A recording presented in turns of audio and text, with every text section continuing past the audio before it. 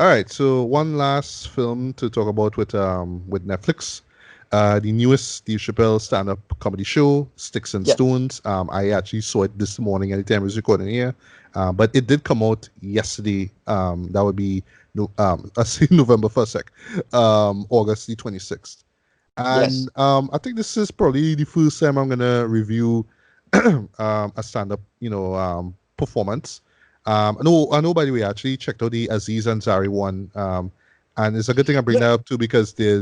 there's a couple of references here or there. Well, sorry, similarities, especially in terms of just the idea of being a celebrity in this modern age, and Right. just how easy your career could be tarnished because of Right. something that you did years ago. So this is one particular team that comes up in Sticks and Stones.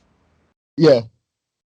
So Chappelle does kind of grab the bull by the horns with this one, because he has been in trouble with a lot of the trans community over the last couple of specials and their jokes, those jokes, and he kind of just lean into it and double down and say, hey, look, some of these people just operating really badly, and he makes a lot of great points about it. And Yeah.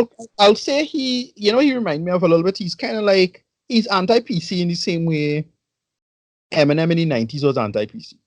It's that Right. South Parky kind of showing the hypocrisy of the same situation kind of thing on its face, even though you might not think it ultimately funny or mean or not. The point is that he have a point to make and he have a lot of people on his side, and he That's right. makes That's right. a lot of interesting points about like he does outright defend Michael Jackson. He outright no he didn't walk around things. I like I openly defend Michael Jackson as well. He outright had a big problem with a lot of that joke. The joke now I'll say the it just comes across a lot more didactic and instead of that funny in my opinion because the first half just focuses on the LGBT stuff. Um, but it does so and I and wouldn't and say the and also too before I forget the celebrity stuff. So not just Michael well Jackson, I'll he get talks to that. about R. Kelly and stuff I'll like get that. to that. I'll get to that. Yeah, but the Okay, okay, same the same the same Me Too movement stuff, right? And just walking on eggshells. Um, right. and he does a couple good bits on that. He does one bit, well, a couple jokes that I'll say the jokes don't land so well in that first half, not too well. Just more him just being didactic and put himself out there. He did a joke that it is an okay point, but it doesn't land for me. That's the whole pretend to be Chinese joke because Oh yeah, it's yeah, yeah, yeah. right. And I get the point of the joke, but it just came across as what you call as a kind of disingenuous. Well, not him per se, but just it's very reminiscent of a disingenuous take on being anti-trans, which is the whole we call I identify as an attack helicopter thing, right? If Right. you ever heard that. Um, but in the case of him, it does have a working point because many transgender people do make the case and they do openly admit that being transgender is performative, and you cannot pretend to be an attack helicopter. That's the whole point. That's the argument against something like that. Right. However, it is still ultimately performative, right? Because and my only expertise, sorry to say it, is just internet armchair expertise. So I just putting that out there. But the only person who I do reference for that is probably the most famous transgender person on the planet right now, which is Natalie Wynn, also known as ContraPoints on YouTube, right? Right. And Natalie Wynn makes that argument. Natalie Wynn makes the argument. She makes the argument that transgenderism is performative and is a matter of the law. Don't get into any nonsense hard arguments about biology and biological this and hormones that or anything like that. That's part of it, but that's not the main thing. Um, that's not the issue going on here. And he does tap into that, but it doesn't really work all that well, in my opinion. Now, the second half is when stuff got hilarious and great. Oh yes. Oh yes. Oh Yeah. yes. Yes. One bit which I hope you're gonna bring up had me in stitches though. But continue. Yeah. And he did get into a couple of things I really enjoyed. I love the stuff about the drug war. Great. Great, Yes. great, great. The stuff on guns, hilarious. Well done. Jussie Smollett, hilarious. Yes. Like And that the way was how he pronounced his name, what it was by Juicy yeah, Smollett, yeah, had yeah. me in at first I'm like, wait, who's this person he talking about, right? Yeah, But he yeah. But stopped, right? When he it first said was it, he stopped and everybody started cracking up. And right. that's I when just it hit me. And I paused the yeah, show. I just got up my chair. I was right. laughing. I was like, hey, let me go and get some water. This Yeah, this had me in stitches, Dread. that whole bit is very well done because it had a great moment with it's you say Subway sandwiches. That's such a great Yeah, yeah. Because it just because everybody knew at the time, even like everybody knew at the time, and it to me it was why he bring that up is to show the problem now. Just Smollett is just the dumb version of it, but it's really it is a perpetual problem of this whole rush to judgment.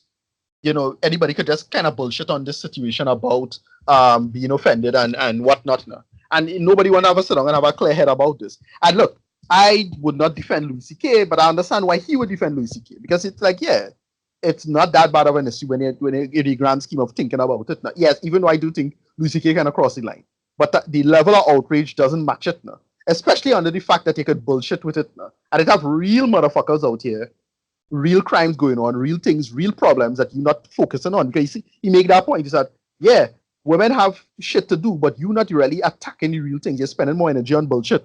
Meanwhile, abortion laws getting strike down and whatnot, and you can't do anything about it. Yet for some reason you're making a whole heap of noise about whether or not Dave Chappelle tells some trans joke. It's a problem. And I fully agree with the man. He had to have a sense of triage when it comes to this stuff now.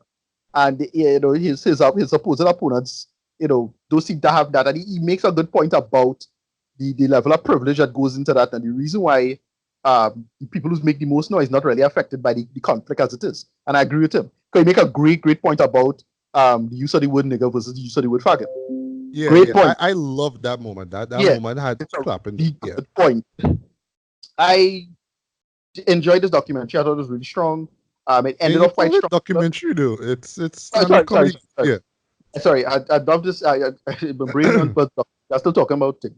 That's fine. That's fine. I love the stand up. It's a great stand up. It's not as good as the last two, but it's still with Chappelle on form.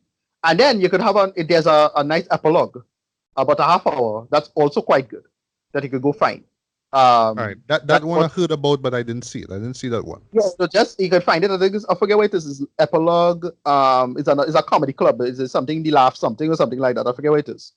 That was good too. The entire thing was in black and white, and it was him just talking about and just telling a bunch of other stories, and that was also pretty funny and well done. And he had a great bit about he make a good point about he show, and it's something I've been saying as well about a lot of this being offended stuff. The type of person who's offended, they only offended for somebody else. Is offense by proxy now. And he make the point that the person who was laughing at his jokes, like when he make the jokes about the LGBT and the trans stuff, this white woman was so offended.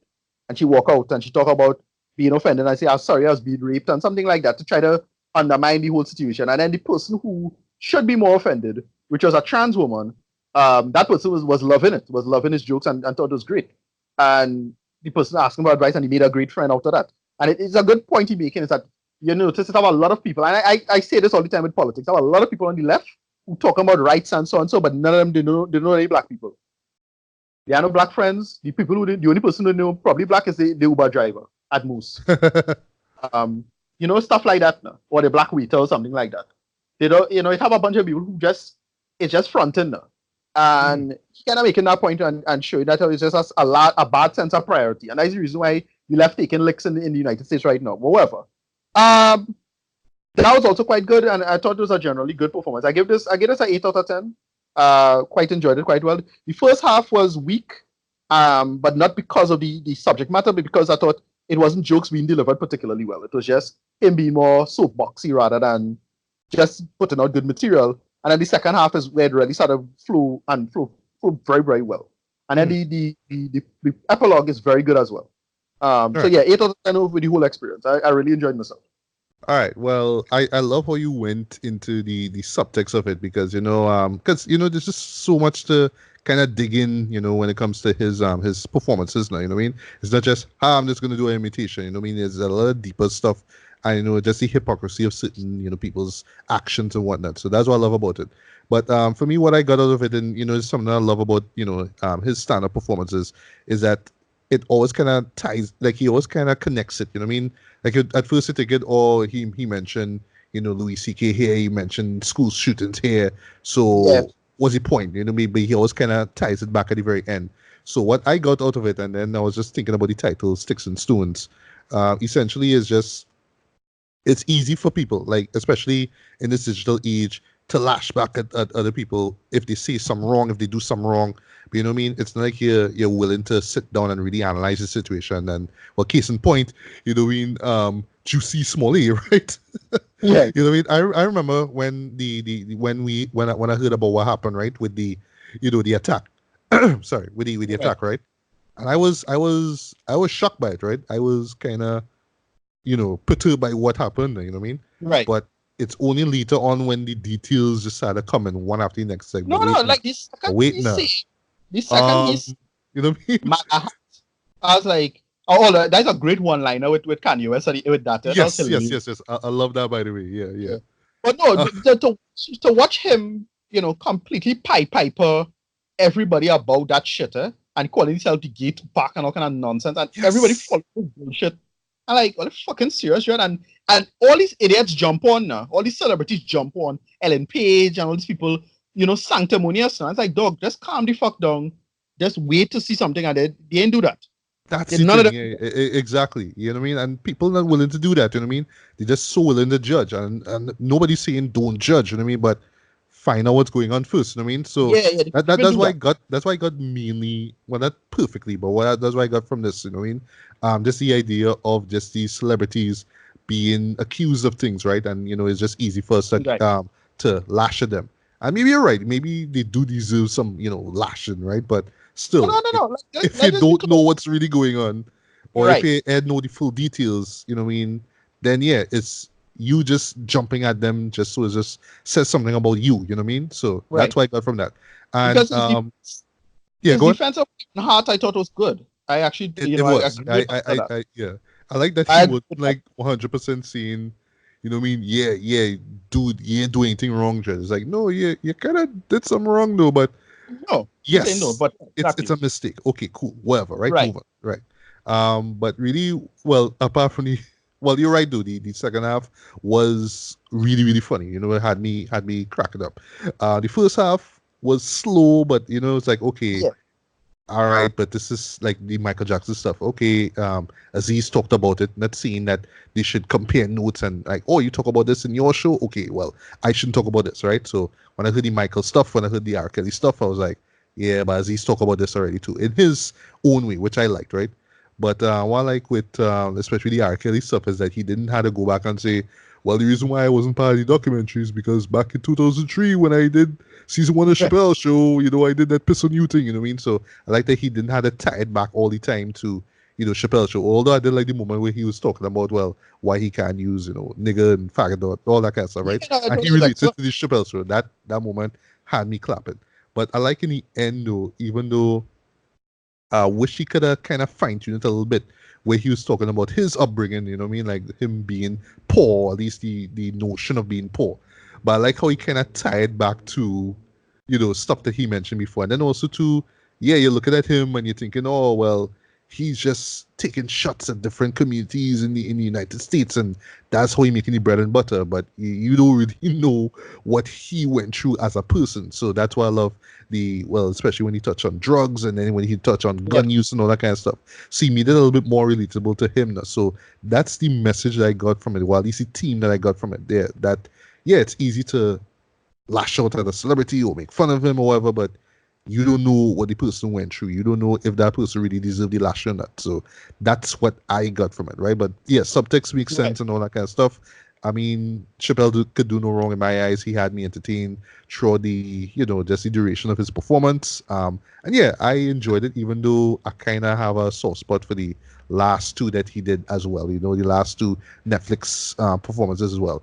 So yeah, rating wise, decent 4 out of 5, Yeah. man. If you're a Yeah, Chappelle no, fan, you'll love it. it's not. If Yeah, you it's not his if best. his stuff if his stuff just turn you off, you don't like how he curses or how he uses the N word or whatever it is. If that's not your cup of tea, then skip it.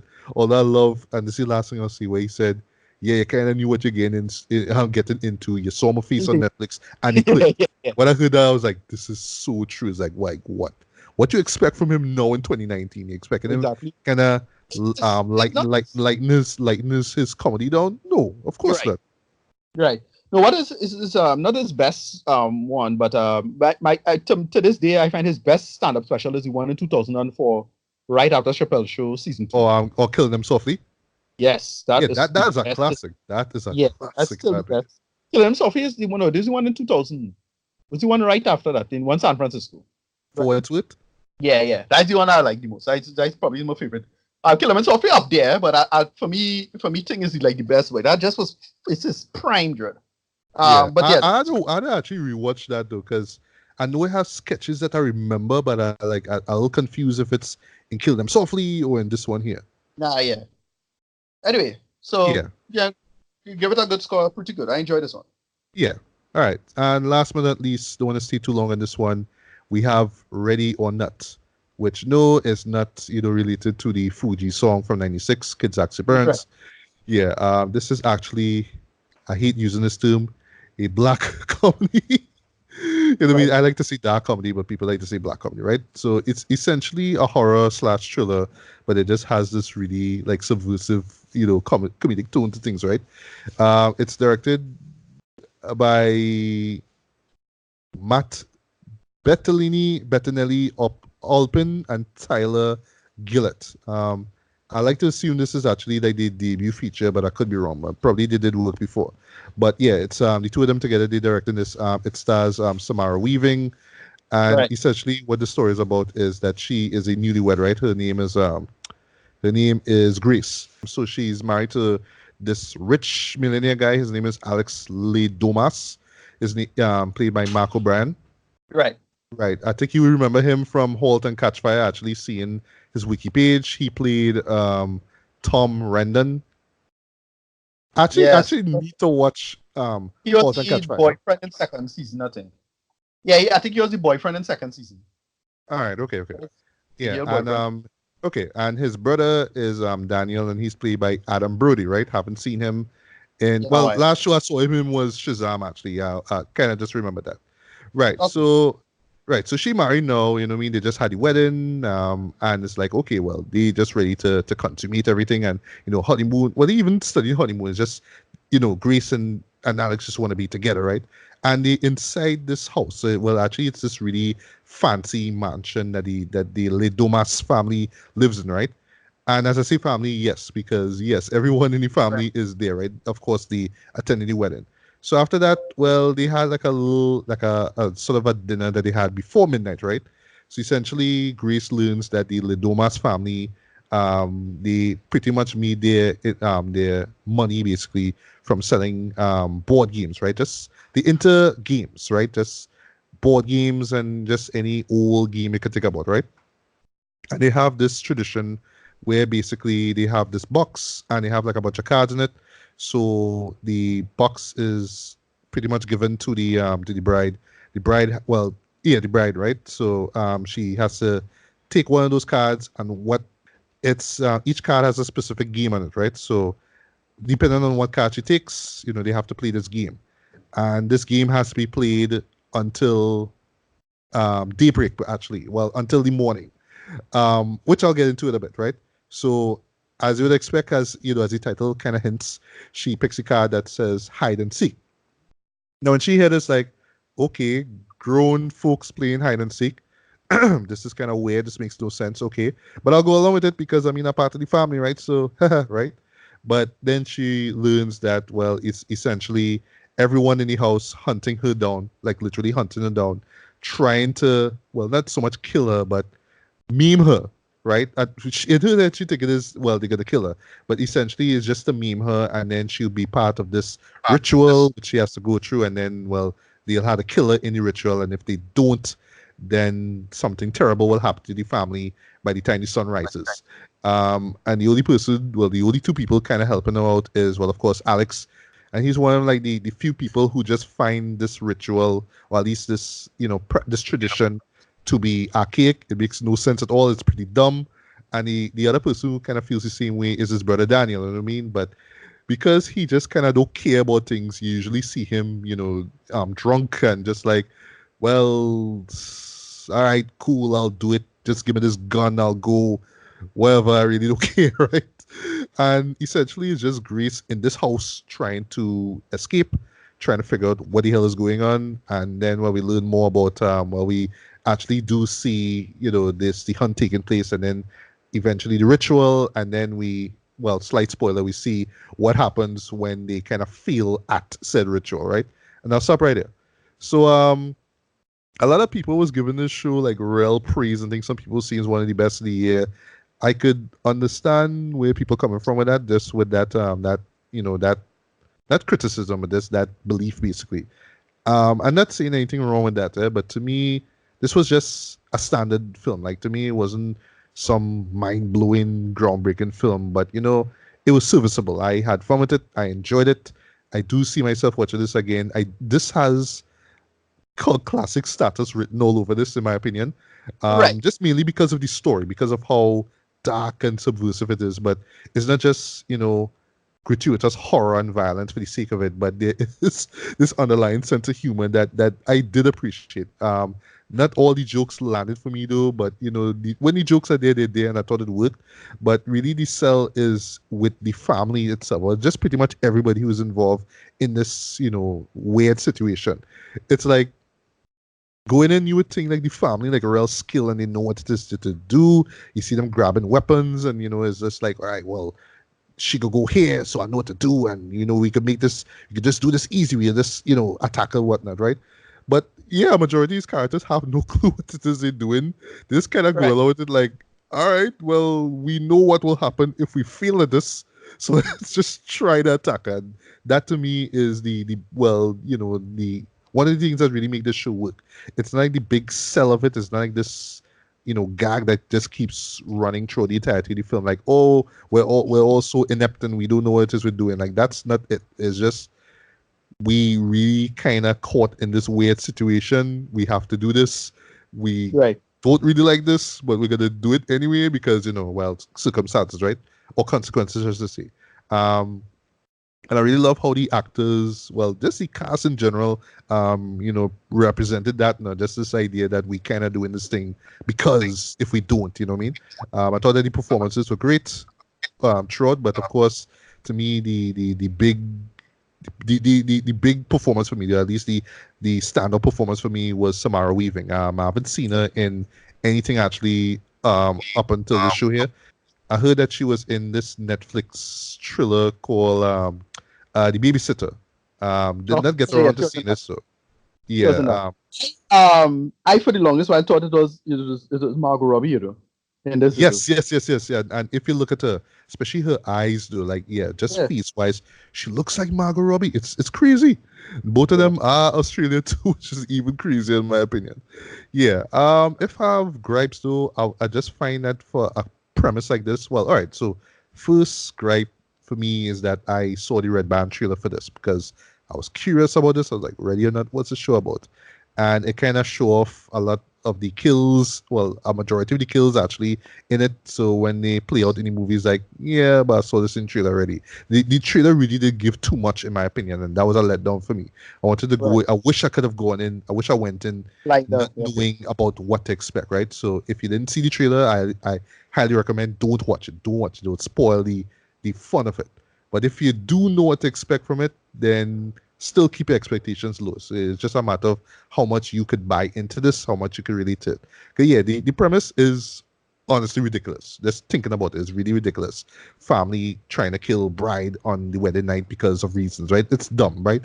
But what I like though is that the film, you can tell the film, or at least the filmmakers are aware of it, and it's so self-aware that like yes, we know it's dumb. Even the characters kind of reveal that it is kind of dumb, but I like that they don't spend too much time saying, "But this is really stupid. Why should we do this?" Blah blah blah. You know what I mean?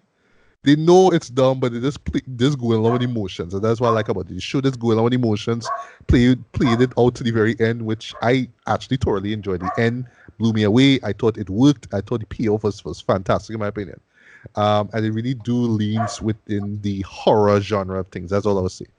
But yeah, another gripe too is that because of the story, like you're thinking this is gonna be this like really over the top in terms of the violence and the gore and stuff like that. And I felt it Right. wasn't all that. Like they just could have stepped things up just a little bit more, like really give us the goods.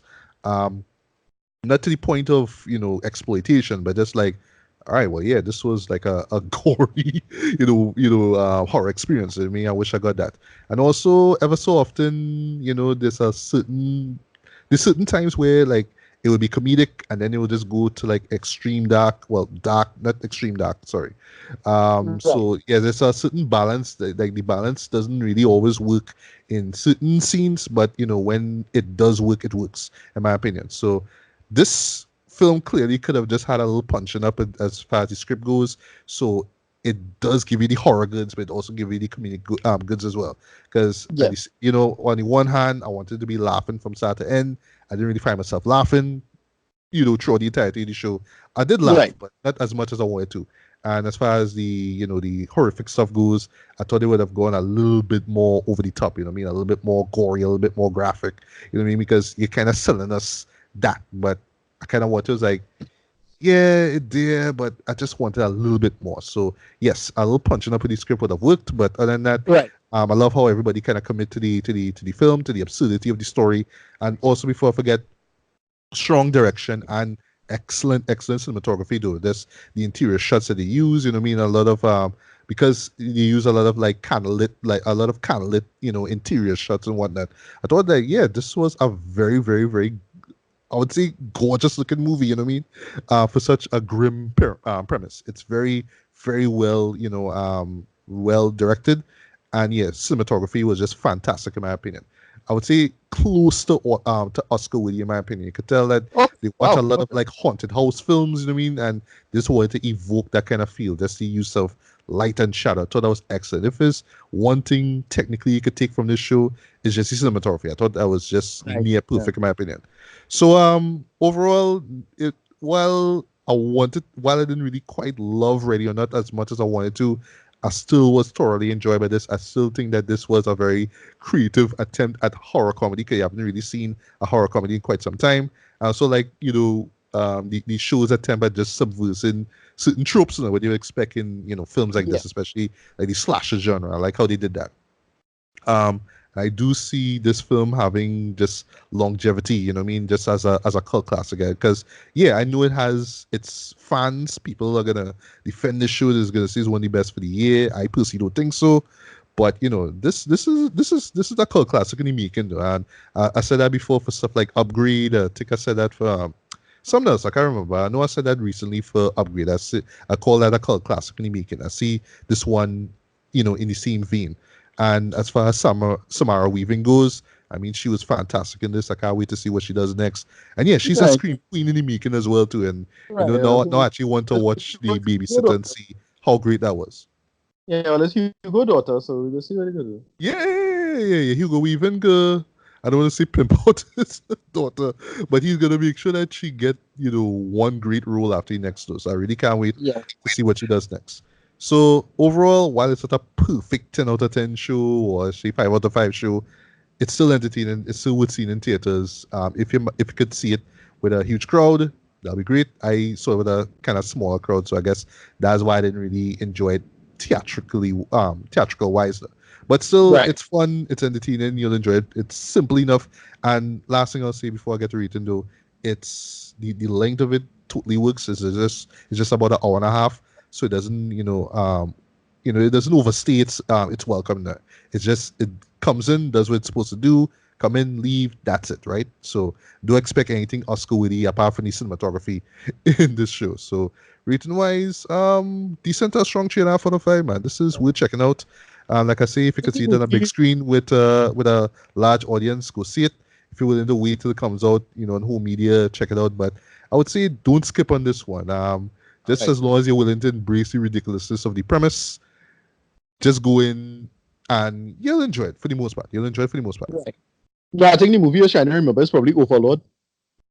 That's it. Yeah. Overlord, yeah. That one to me is another cult classic in the making. Yes, Yeah. and you know what I mean. As I said that before with Overlord, like I just love the fact that we have filmmakers. You know what I mean. I wouldn't call them newbies, but filmmakers and screenwriters who just willing to say, "Hey, let me just have a little fun with our films. Like, let me not try to aim Yeah. for Oscars all the time. Let me have some nice little subversive fun, be a little crazy, be a little wacky. Yeah. I mean, I just entertain the audience. That's what I want. And that's what the film does. It knows what its purpose and not trying to be anything highfalutin. It just does what it's supposed to do. And that's it. Yeah.